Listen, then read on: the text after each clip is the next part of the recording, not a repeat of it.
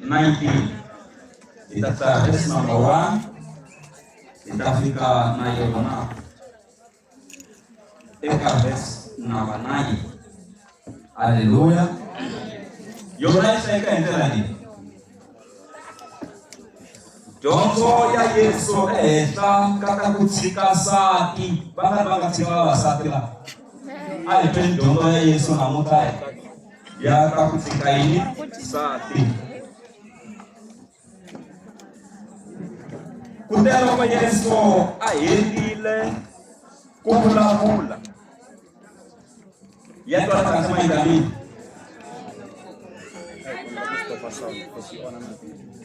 oh okay vera bino vulavula kunene kuile konena vi okay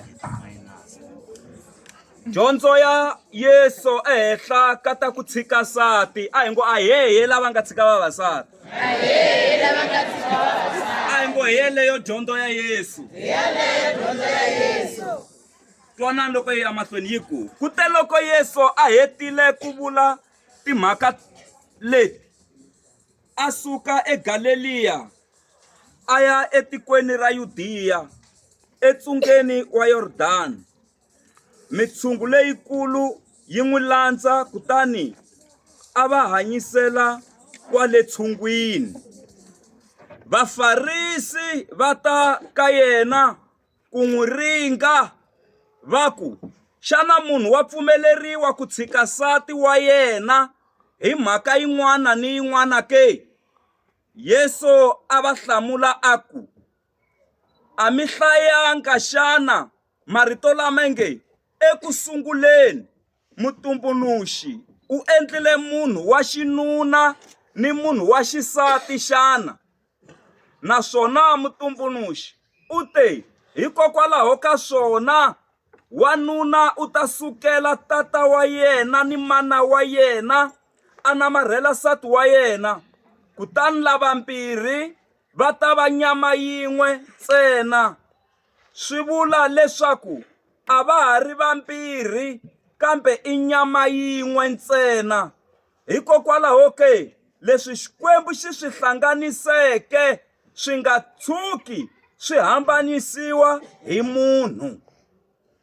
Vafarisi va ku ka yena hikokwalaho ka yini muxe a lerisile vanhu leswaku wasati a nyikiwa papila leri n'wi tshunxaka kutani a tshikiwa ke? A ku ka vona sorry ntolovele ku hlaya ku ri na swikhodirikana ni a ku ka vona muxe u mi pfumelerile ku tshika vasati va n'wina hikokwalaho ka ku nonoha ka timbilu ta n'wina kambe ekusunguleni a swi nga ri tano. Mina ndzi ri un'wana ni un'wana la tshikaka sati wa yena loko ku nga ri hi mhaka ya vunghwavavana kumbe hi mhaka ya vunghwavava kutani a teka un'wana wa oswa. A hi yimeni kwala Xikwembu xi hi pfuna xi hi katekisa amen. Xana swa pfumeleliwa ku tshika sati ke? I nhlokomhaka ya siku ra namuntlha yeleyo. Mina ni ri yes swa pfumeleriwa. Haleluya. Amen. Swa pfumeleriwa ku tshika sati ke? La va vutisa vafarisi va vutisa Yesu. Veri wena Yesu xana swa pfumeleriwa swa pfumeleriwa ku tshika sati hi mhaka yihi na yihi ke? Yesu a ku hey mara le ku sunguleni a mi hlayangi na ku sati na nuna i nyama yin'we. Se va ku mara muxe musu hi pfumelerini a hi nyika mapapila ya ku hi tshika a ku hi mhaka ya ku nonoha ka timbilu ta n'wina mara a ku sunguleni a swi nga ri tano. Se Yesu a ku yini na a ku munhu a nga pfumeleriwa ku tshika sati wa yena ntsena loko o n'wi kuma a ri karhi a endla vuoswi. Ma yi twa mhaka leyi a hi ngo a hehe lavo endla vuoswi a mi twa kwala hi nga hlaya kona yi ri loko o kumeka a ri karhi a endla vunghwavavani wa n'wi tshika wa pfumeleriwa ku n'wi tshika mara hayi leswiya swo twa hi vanhu ku veri u twanana na mani kwihi a wu n'wi tshiki leswiya na loko wo va kuma va khomani hi voko a wu n'wi tshiki leswiya u fane u va kuma handed va ka va endla relationship manitwa musa ni vanhu vakulukumba u fane u swi kuma hi wexe hi laha se bibele yi pfumelaka ku u n'wi tshika n'wi languteni kwalamu ngo swa maveriveri u nga pfumeli a nga tshiki wusati hi maveriveri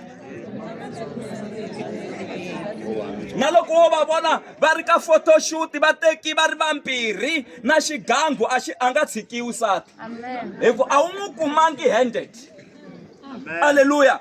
Bibele yi pfumela ku tshika sati ntsena loko u n'wi kumaka a endla vuoswi a hi mina Yesu a nga vuli. Haleluya kereke ya hosi. Se leswi hi dyondzisaku a hi yeni avukatini hi ya hanya vutomi byo tenga.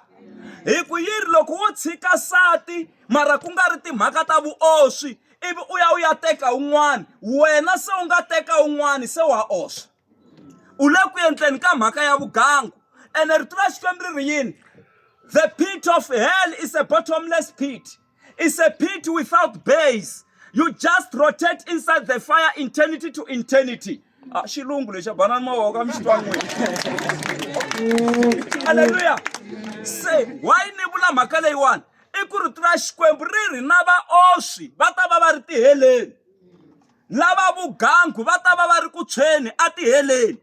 Se unga balekela tihele aka siku ra namuntlha hi ku hanya kahle na nsati wa wena hi ku hanya kahle na nuna wa wena vavanuna a va rhandzi vavasati va vona. Haleluya.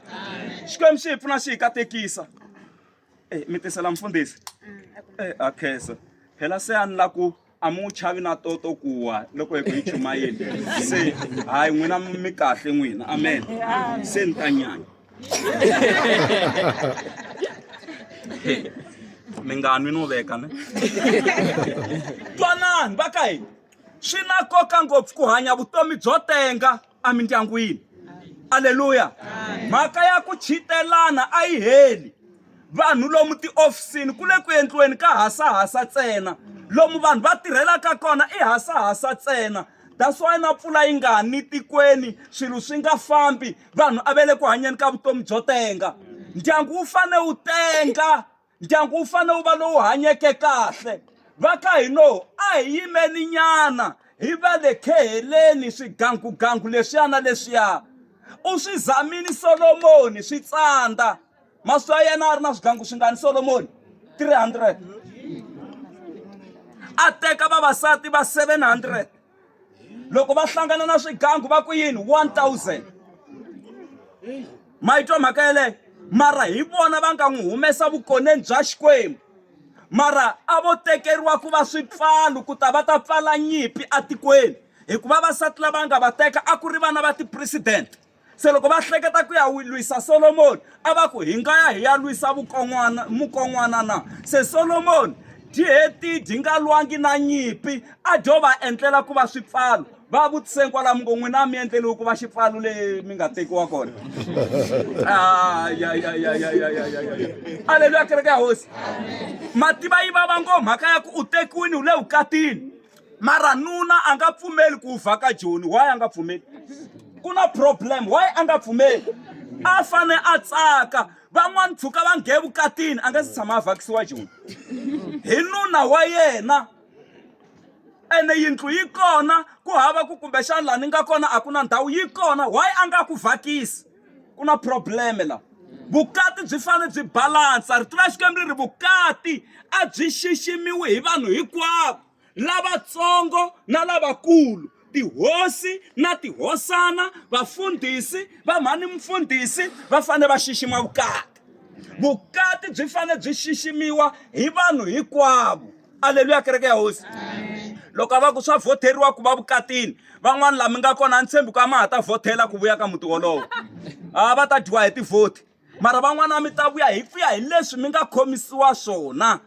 Se eka vana lavantshwa vukati a hi mhaka yo huwa hi yona a hi mhaka yo tlanga hi yona. Ku lava munhu loyi a nga serious loyi a ti byelaka ku se ni nghena evukatini.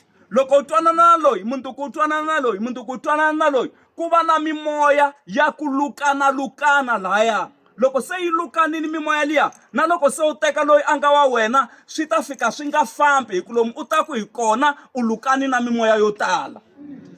Soul tie, ku na ku lukana ka mimoya. Hi yona mhaka mi kuma ku va kona vavanuna va nyengaku vavasati a rhun'wini a famba nsati a sala a tlela. Why? U lukani na mimoya yin'wana lomu a taku hi kona. Kahle munhu u dinga deliverance loko a lava ku nghena evukatini. Leswiya swa khale hinkwaswo swi suka, a swi twa ku se ni nghena ka the land of no return. Vukati byi na entrance but no exit. Ku hava ndhawu yo huma. Ndhawu yo nghena vukatini yi kona, mara ndhawu yo huma vukatini ku hava. Famba vutisa lava nga huma vukatini, sweswi timbilu ta vona ti pfepfa ngati hi ku lava nga huma hi kona a ku ri hanyangu. Lava nga huma hi kona a ku ri hava ndhawu yo huma, va ha vavisekini na sweswi. Va languteni kwala kusuhani, mi ngo vukati i tiko leri ku nga ha vuyiwiku. Loko u nghena maxavo ka mhaka ya vukati a wa ha humi. Aleluya, kereke ya hosi. U nga teki munhu hi ku xilenta hi ku a nga fika a hundzuka ximuwu. Wa n'wi tshika na? A wu teki munhu hi ku u na shepi ya njhani, swi endlisi ku yini loko u fika a hundzuka mukokoroxi u lava u ta ku yini wena. Ni ri a wu teki munhu hi ku u langusa mahlo ma yena ku ma njhani loko u suka matihlo. A wu teki munhu hi ku langusa ku he yini phafu ya yena loko u n'wi hubute na punta a nga se tola phafu ke. Xikwembu xi rhandzile misava swonghasi, a xi langusangi nchumu ka yona, xi yo yi rhandza. Munhu loko a teka na ku tekiwa, wena wo rhandza a wu languti xiyimo xa munhu ku xi endlisi ku yini, wo rhandza. Aleluya, kereke ya hosi. Hi famba swin'we na n'wina mi nga le mindyangwini, fambani mi ya rhandza vanuna va n'wina, fambani mi ya rhandza vasati va n'wina. Vutomi byi ya mahlweni swi saseka swi va kahle. Mhaka ya vuoswi a yi fambeli kule na hina, hi ku hi yo yi nga dlaya mindyangu yo tala. Mindyangu yo tala a ni chavi ku swi vula. Aleluya. A ni mhana a chumayele ku la ku fevhiwa hi vanhu. Ni ri mindyangu yo tala yi dlayiwe hi mhaka ya vugangu. Yin'wana mindyangu yo tala yi dlayiwe hi mhaka ya ku va n'wanuna a ka tirha mara mali a yi vonaki la kaya, mara wa tirha mara mali a yi vonaki. Yi helela kwihi? Kasi yi hakela yini mali ya kona? Loko u ya tirhweni u ya tirhela muti wa wena, se hi lava ku loko n'hweti yi hela swi vonaka ku muti wu le ku tirheliweni. Muti a hi nchumu wo huwa muti wu lava munhu wo tiyimisela. Loko mi vona vakhalabya lava miti ya vona ya ha yimile, a vo wa va pfuka va tirha na namuntlha va ha ri ku tirheni, mara vanhu va lava ku kuma swilo swi wupfile. Vanhu van'wana va ni chavisaka i vavanuna lava volaka ku tirheliwa hi vanhu va xisati lavaya. A nga lavi ku maketa, a nga lavi ku tirha, a nga lavi ti-piece job, yo u lava ku tirheliwa hi vanhu va xisati. Aleluya. Se a swi laveki wanuna u fane a tlakuka a tirha hi la pride ya yena yi nga kona, vutomi byi ya amahlweni. Mindyangu a yi fane yi ri kule namuntlha, mara ku na timali tin'wana ti kokiwaka ti hakela swin'wana swe le xihundleni sati a nga swi tivi, i problem. Ku na timali tin'wanyana ti nyikiwa ku vanhu kolomo sati a nga tivi nchumu. Swi fane swi va na order ya kahle. Ndyangu wu fane wu va na order. Ndyangu va ka hi lowu wu fane wu va na yini? Wu va na order. Loko wu va na order, Xikwembu xa wu katekisa ku va ndyangu wa ku kateka. Loko mo endla xihoxo mi hundzuka ndyangu wo ka wu nga katekisiwangi kahle evuton'wini, moni ku eka n'wina ku ya huma rixaka ro ka ri nga katekisiwangi, ku ya va na hasahasa. Ene na loko vana va beburiwa swi na nkoka ku mi va tisa ka mfundhisi va ta khongeleriwa. Hi ku loko mi va yisa kun'wana na kun'wana va ta fika va tlhaveriwa hi siti va ku hisiwa nyoka, va tlhaveriwa nyoka vana va n'wina. Se swi vula ku n'wana wa n'wina a nkatini ya yena u ya hanya ku ri na covenant, u ya hanya ku ri na ntwanano wa ku yena u connected na nyoka. Swi vula ku u ya hanya ku fana na nyoka. Nyoka yo siya matandza swi ta sala swi ti tlhotlhora. Se n'wana wa n'wina u ta va na vana hinkwako mara a nge hlayisi. Mi rivala ku hi n'wina mi nga n'wi tlhavela a ha ri ntsongo.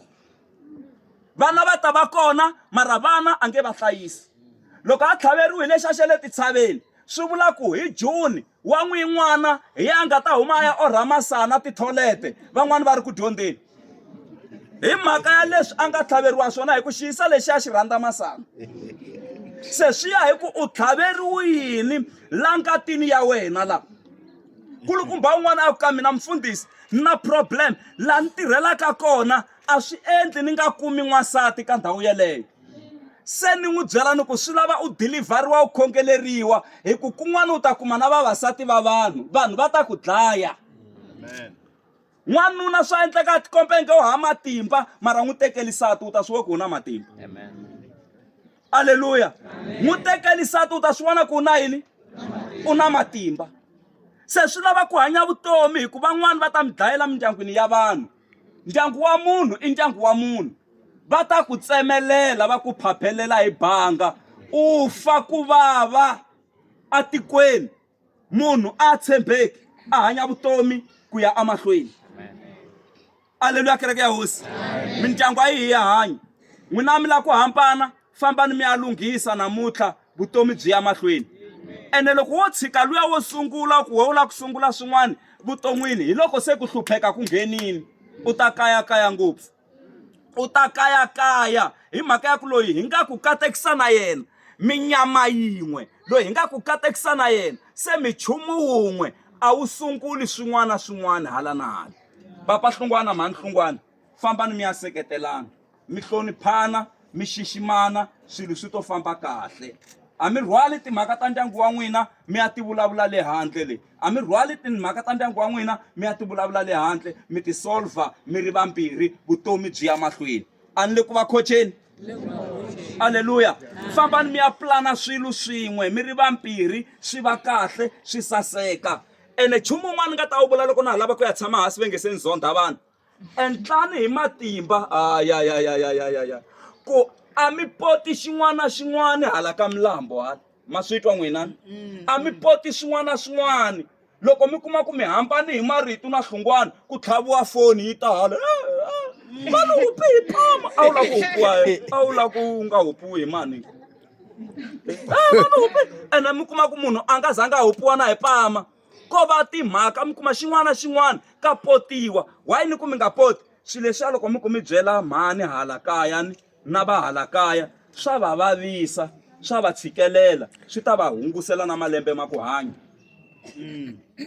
na n'wina mesite hlungwana a mi poti swin'wana na swin'wana ha n'wansati luya mi ku mi bye vatswari va n'wina swa va vavisa hi ku mi n'wana wa vona se va ta sungula ku ka va nga ha tsakeli loyi se a hi tshami hi ku hi pota swin'wana na swin'wana hikuva va ripoti mhaka ya ku areka yi tekiwini atikweni va ripotela mukhalabye wa 98 wa malembe mukhalabye vha wa xitulwini nhamu yi tshoveka a fa hi ku twa ku areka se yi tekiwini vukona bya xikwembu se byi sukini atikweni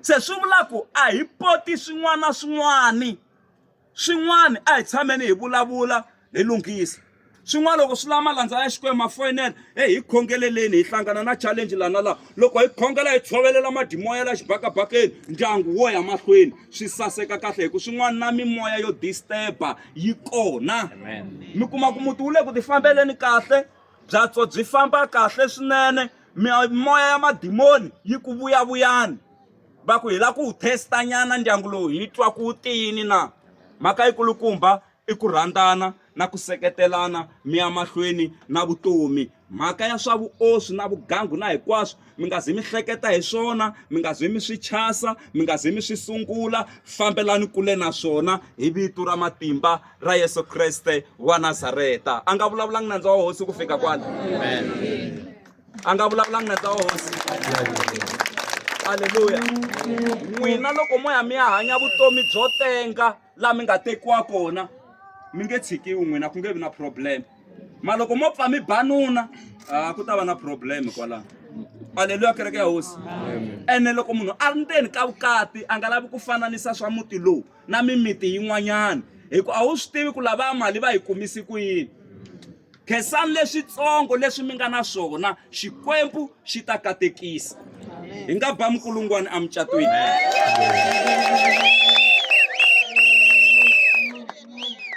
a hi pfaleni matihlo ya hina.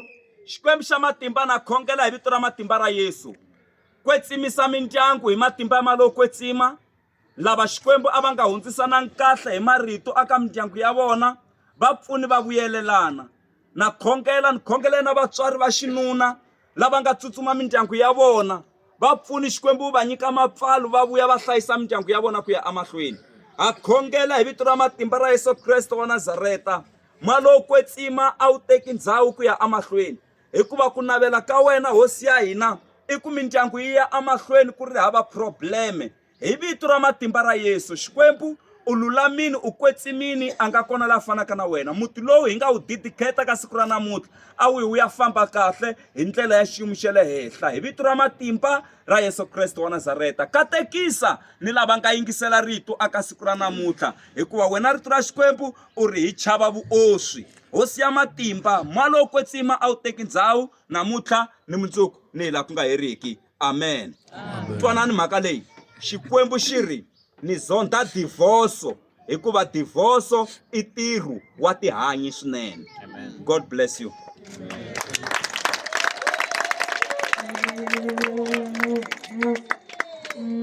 Ti MC mi nga ya mahlweni wa mintirho ni hetini.